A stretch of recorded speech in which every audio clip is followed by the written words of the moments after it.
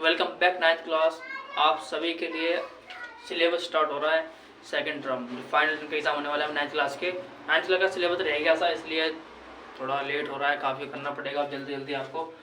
तो लगातार वीडियोस आएंगी, चैनल को सब्सक्राइब करके वीडियोस नोटिफिकेशन बेल और कर देना जरूर चैनल का, ताकि आपको वीडियो मिलते रहे। देखिए पहला क्वेश्चन क्या है, शून्य है। क्या शून्य एक परिमेय संख्या है ना। उत्तर आप क्या लिखोगे? पूरा क्वेश्चन मैंने लिखा नहीं है, पूरा क्वेश्चन बुक में देख लेना। क्वेश्चन यही है कि शून्य एक परिमेय संख्या है, क्या ऐसे आप P/Q के फॉर्म में लिख सकते हैं। तो अगर ये क्वेश्चन आता है, किताब निकालो, देखो उसमें है ना, तो आप लिखेंगे हाँ। क्या लिखोगे? हाँ शून्य एक परिमेय संख्या है, ये लिख देना है, शून्य एक परिमेय संख्या है। ठीक है, हाँ शून्य एक परिमेय संख्या है, इसे हम P/Q के रूप में लिख सकते हैं। यही बात लिखनी है, इसे हम P/Q के फॉर्म में लिख सकते हैं। जहां फिर क्या लिखोगे? सॉरी ऐसे लिखोगे, जैसे क्या लिखोगे? दो लाइन लिखनी है, एक तो ये जो बताया अभी वो, जैसे 0/1, 0/2, 0/10, 0/-5 आदि। कुछ भी जीरो के नीचे कोई भी संख्या लिख सकते हैं, परिमेय मानी जाती है, क्योंकि जीरो को किसी से भी भाग करते हैं तो क्या आता है? जीरो आता है। ऐसे लिख के छोड़ देना है। ठीक है, ये हो गया पहले का, समझ गए। अभी दूसरे वाले का आंसर देखो, दूसरा कैसे करना है।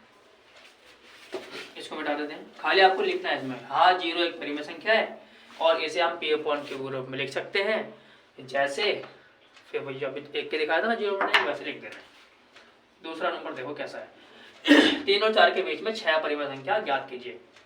पहली बात, परिमेय संख्या वही है जिसे P/Q के फॉर्म में लिख सकते हैं। नीचे की तरफ जीरो कभी नहीं होता, समझ गए। अभी 6 परिमेय संख्या बतानी है आपको। देखो जितनी भी निकालनी हो करें, जितनी भी निकालनी हो उससे एक संख्या बढ़ा के हमेशा गुणा करना है। और इसके नीचे कुछ भी नहीं है तो पहले इनको भिन्न के रूप में लिखना है, इसको परिमेय के रूप में लिखना है। तो लिखेंगे हम 3 और 4 या 3/1 और 4/1 को 7 से गुणा करने पर, 7 से या 7/7 से गुणा करने पर, ये लिखना है आपको। ये लाइन लिख के दिखानी है, 7 कह लो या 7/7 कह लो। ठीक है, या तो 7 से गुणा कर रहे हो या 7/7 से गुणा करना है। ऊपर भी गुणा करनी है, नीचे भी गुणा करनी है, कर लेते हैं। 3/1 को गुणा किससे करोगे? 7 से। 7 × 21, 7 × 7। और दूसरी कौन सी हो गई? 4/1 है ना, इसको भी 7 से गुणा कर लो, तो 7 × 28 और 7 × 7। अब देखो यहाँ पे 21/7, यहाँ पे 28/7 दिख रहा है। तो 21 के बाद 22, 23, 24, 25, 26, 27 है ना, और 28 से कम रखनी है। इन दोनों के बीच में बोली गई है, इसका मतलब 21 के बाद वाली और 28 से पहले। तो क्या लिखोगे? अतः 3 और 4 के बीच 6 परिमेय संख्याएं, 6 परिमेय संख्याएं कौन कौन सी जाएगी? 22/7, 23/7, 24/7, 25/7, 26/7 और 27/7 हैं। बस ये लिखना है 27 तक। देखो कितनी हो गई? 1 2 3 4 5 6 हो गई 6। बस ऐसे लिख के आपको छोड़ देना है, ये फॉर्मेट रहेगा। नोट कर लो फटाफट, हाथ वाथ बोल भी रहा हूँ, लिख भी रहा हूँ। कोई राइटिंग ना समझ में आए तो मेरे से आप कमेंट में पूछ सकते हैं। ठीक है, चलो अभी ऐसे ही तीसरा वाला क्वेश्चन भी है। क्वेश्चन तीसरा भी ऐसे ही है, बस हमने इसके नीचे 1 माना था 3 और 4। अब यहाँ पहले से नीचे है 5, तो कुछ भी मानने की जरूरत नहीं है, पहले से नीचे सेम है। नीचे सेम हो तो डायरेक्टली अगर 5 पूछा गया है तो 1 से बढ़ा के गुणा करनी है।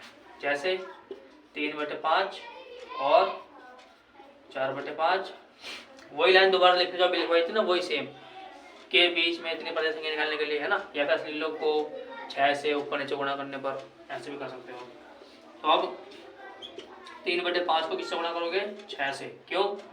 क्योंकि 5 निकालनी है, जितनी भी निकालनी हो एक संख्या बढ़ाओ और उससे गुणा कर दो।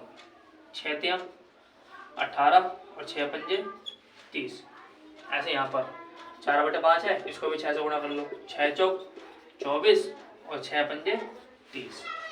तो 18 के बाद और 24 से पहले जितनी भी संख्या आएंगी सब लिख देनी है। समझ गए? बस ऐसे सोल्व करना होगा आपको। इस वाली एक्सरसाइज में यही है। एक क्वेश्चन और इसमें पूछा गया है लास्ट में। अब देखिए लास्ट ये जो है क्वेश्चन नंबर 4, सही गलत बताने हैं। इसमें बोला गया प्रत्येक प्राकृत संख्या एक पूर्ण संख्या होती है। प्राकृत मतलब नेचुरल नंबर।